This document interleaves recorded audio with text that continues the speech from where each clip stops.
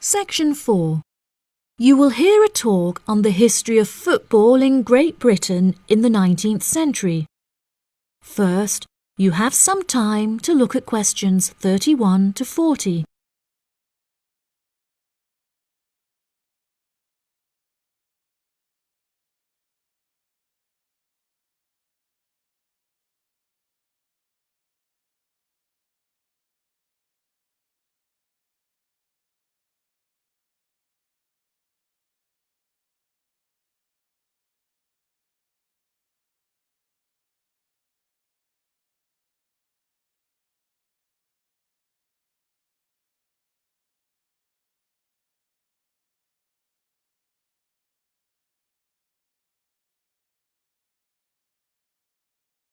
Now listen carefully and answer questions 31 to 40.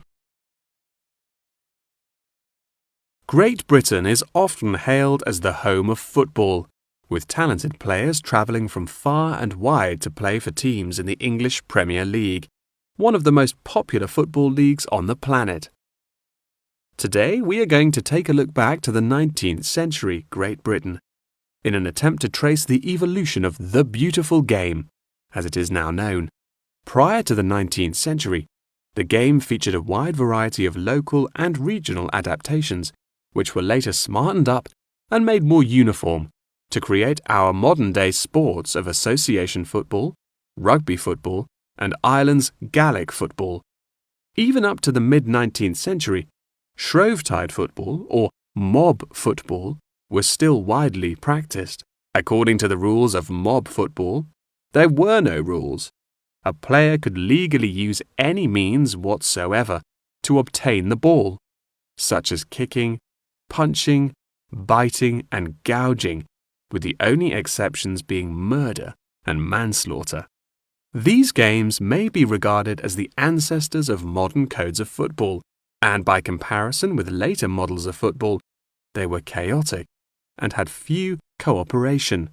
Towards the latter end of the 19th century and moving into the early part of the 20th century, however, there appeared a newfound emphasis on moral values in football. Perhaps a more modern example of this can be seen in John Terry's suspension as England captain, following reports of his infidelity to his wife.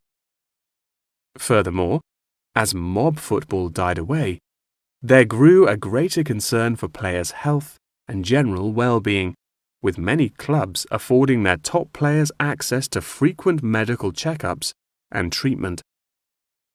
Despite the presence of Great Britain's unique state-funded National Health Service, football clubs are still seen today, providing team members with state-of-the-art healthcare facilities, with the top clubs even housing their own specialist doctors and physicians.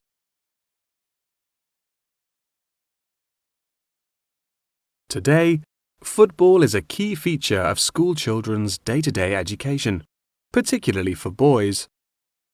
With the help of football associations, all schools in the UK are boasting their own football teams.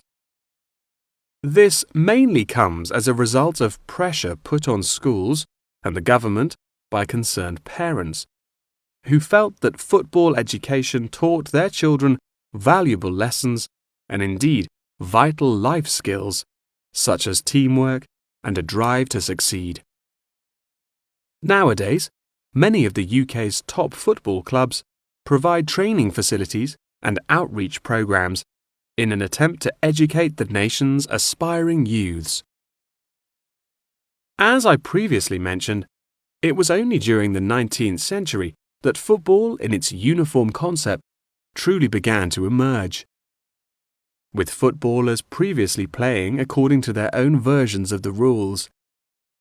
However, it was not until the early 20th century that different players actually began to play according to these standardized rules. Prior to the 19th century, football was played by all the major English public schools, including the likes of Eton College, Winchester College, and Harrow.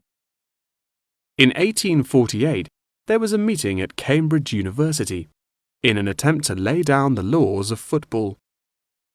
Present at the meeting were representatives of each of these major public schools, whom each brought a copy of the rules enforced by their own individual school's rules of football.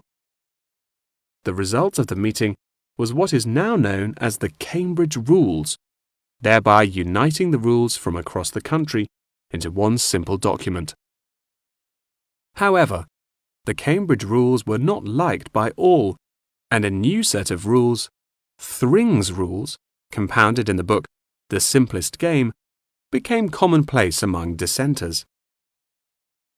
Across the country, improvements in infrastructure and public transport had a knock-on effect of dramatically increasing attendance to football games. Football quickly became a social event where spectators would meet friends, drink tea, and chat about the good old days. As football became more and more popular, it was decided that more money should be invested in maintaining the quality of pitches, amongst other things, and there was even talk of installing seating for spectators. However, the question of who was to foot the bill quickly became a divisive issue, with many believing that the government should fund football's development as a national sport. But in the end, the onus fell upon Britain's local and regional football clubs for the funding and development of the Football Association. They became responsible for the upkeep of football grounds, began to pay their best players a small salary, and organised competitions against other local and regional teams. And there began England's Football Association, or the FA, as we know it in its current form, the governing body of football in England. As the FA continued to grow and accumulate greater wealth, it was able to attract more and more talented young men from across the country, before finally accepting professional talent in the early 20th century. Today, football is played at a professional level all over the world. Millions of people regularly go to football stadiums to follow their favourite teams, while billions more watch the game on television or on the internet. That is the end of section 4. You now have half a minute to check your answers.